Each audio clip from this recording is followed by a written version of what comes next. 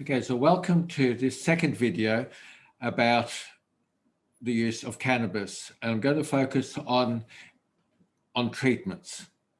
If you haven't already watched it, I'd recommend that you watch the introductory talk.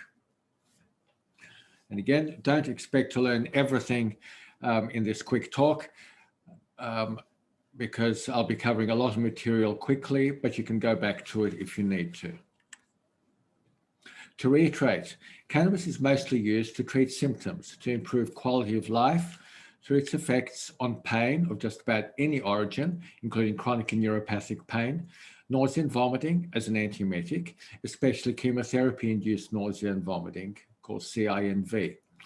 It's used for seizures, Tourette syndrome, anxiety, and PTSD. It improves sleep by reducing sleep disturbances from chronic pain, MS, fibromyalgia, and sleep apnea syndrome.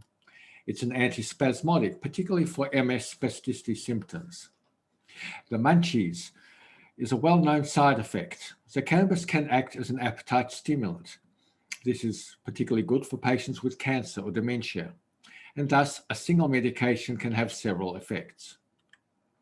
I've already discussed the entourage effect in the first video. So just a reminder that the combination is more beneficial than the individual ingredients. And even a little THC generally greatly reduces the amount of pure CBD that would otherwise be needed, especially for pain. But also, as in this study, for childhood epilepsy. Briefly, in 2012, the seven Stanley brothers developed a strain of hemp called Charlotte's Web. This strain, high in CBD but low in THC, was shared with a girl named Charlotte Figi. Charlotte had Dravet syndrome, a rare form of epilepsy. The strain of hemp helped her symptoms and reduced the frequency of her seizures. Charlotte's story and the Stanley brothers were widely covered in international media, highlighting the medical potential of cannabis. And doctors are frequently confused about which THC to CBD ratio to choose. Thus, we first need a detailed history of your medical conditions, including what are the specific conditions or symptoms that you'd like treated. We need to know any history of drug dependence or substance abuse, any mental or family history, particularly of schizophrenia. Have appropriate tests been done, and what you've already tried and whether it's worked. It is very helpful if you actually have this prepared when you come for your consultation, as it will save us time. After reviewing your medical history and discussing with you, the doctor will decide which cannabis ratio is best for you, or indeed, if this is not the correct medication for you. High THC is good for many conditions, especially chronic pain, including cancer treatment. However, a balanced product is a good all-round medicine to start with. While high CBD products are best for anxiety, PTSD, and irritable bowel syndrome, IBS, with some benefit for pain. As mentioned earlier, it can also be very good for some types of refractory epilepsy, but often requires high doses and so a high expense. The balanced product is the most common starting point, especially for pain. But sometimes a combination of products is used, such as a CBD only product in the morning and then some THC in the evening. Cannabis, like all medications, has some side effects, but these are usually transient and can be avoided by using the start low, go slow dosing guideline I'm going to show you. A small number of people should not take cannabis. Some have cannabinoid hyperemesis syndrome, which is frequent vomiting associated with the use of cannabis. Occasionally, people are allergic to coconut, and so alternatives need to be found. Special care with THC needs to be taken if there's a history of psychotic disorders, and as with most drugs, pregnancy and breastfeeding are contraindications. Cannabis can also worsen heart arrhythmias. There are some drug interactions via the liver cytochrome P450 system.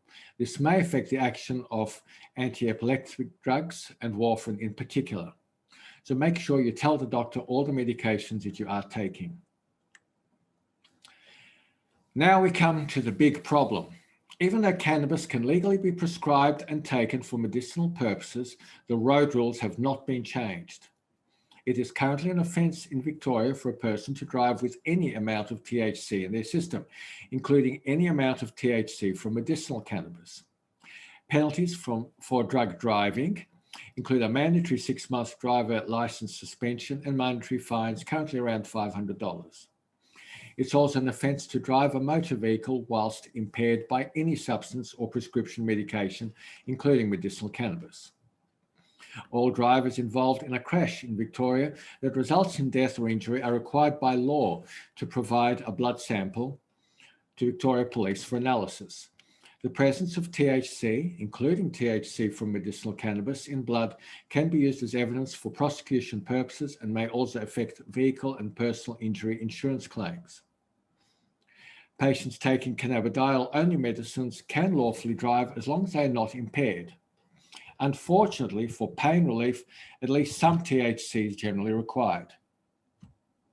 Now, studies have shown that any impairment of THC only lasts up to 4 to 5 hours. However, as I've said, cannabis remains in the system for a long time, even a couple of weeks. That means that patients who need medicinal THC have 3 options. They have to either use a less effective CBD-only medication, they could not drive and take Uber or have someone else drive them. A half-price taxi concession may be available, or you can just take your chances. If you're picked up, you will receive the fine and suspension of license. You can then challenge the ticket and it will be withdrawn and the matter sent to magistrate's court. This will take a long time. There are people who will assist with your defence, including former New South Wales Magistrate David Halpin, who thought the laws were so grossly unfair that he didn't feel he could continue to apply them. Under the state's roadside drug testing laws, first introduced almost 20 years ago, drivers face an automatic loss of licence if they record a positive test, regardless of when and why they used the drug and whether or not their driving was affected. A system that's ostensibly about improving road safety is actually being used as a backdoor means of charging people for illicit drug use. And in the case of medicinal cannabis, people are being charged over legal use. With some luck, Fiona Patton's proposed legislation may change the situation. In her words, the effect of this bill from the Reason Party is simple: to treat these medicines prescribed by a doctor in the same way as any other prescription medication under the Road Safety Act. Impairment would be the offence, not the mere presence of a substance in the body. Hopefully, the bill will be passed in the next few months once Victorian Parliament resumes. Anyway, back to treatment. As I've mentioned, cannabinoids need to be heated to become active. Thus, there are a variety of methods of administration. Traditionally, people have smoked it. Now, but this may have adverse effects, in particular a potential increased risk of cancer and cardiovascular disease. Cannabis smoke actually delivers 50 to 70% more cancer-causing hydrocarbons than tobacco smoke and a higher risk of cardiac arrhythmias. Vaping heats the cannabis at a lower temperature than smoking and so has fewer harmful effects. It generally uses plant leaves, which are rich in THC, the psychoactive component. The effect is rapid, typically within minutes, and lasts 2 to 3 hours. There's a variety of devices with the Volcano and more portable units readily available. The higher the temperature, the stronger the effect. Although there are a variety of oral options, oils are the most widely used form of medicinal cannabis. Oils can be made with a variety of THC to CBD ratios. Sprays are also available and may be more convenient to administer. It basically boils down to personal preference and cost. This graph illustrates the different duration of effects between oral and inhaled cannabis. It's thus possible to use a combination of products: oil for the baseline effect, and then vaped cannabis for breakthrough symptoms for a quick, instantaneous relief. So I'm mainly talking about pain here, and this corresponds to long and short-acting opioids. Medicinal cannabis is also available in many other forms. This is a proposed dosing schedule for a typical balanced all-purpose medicinal cannabis oil, which contains about equal amounts of THC and CBD. Remember that small amounts are often very effective through the entourage effect. The effect also depends on the situation, such as the age versus end-of-life care. So the requirements are very patient-specific. One size doesn't fit all, and you will be given a dosage schedule to follow. This is my usual starting regimen. So try taking the oil under the tongue or inside the cheek to let it absorb directly from the mouth rather than just swallowing it. If you should feel stoned after the first dose, which has rarely happened, try dropping the dose to 0.1 ml the next night. You may be lucky and be sensitive to cannabis and thus only need a small dose. Of course, if you've already experienced cannabis, you may want to increase the dose faster because you know how it feels. What works for you is correct, but take it slowly. At about 1.6 mils per day, a 50 ml bottle will last about a month.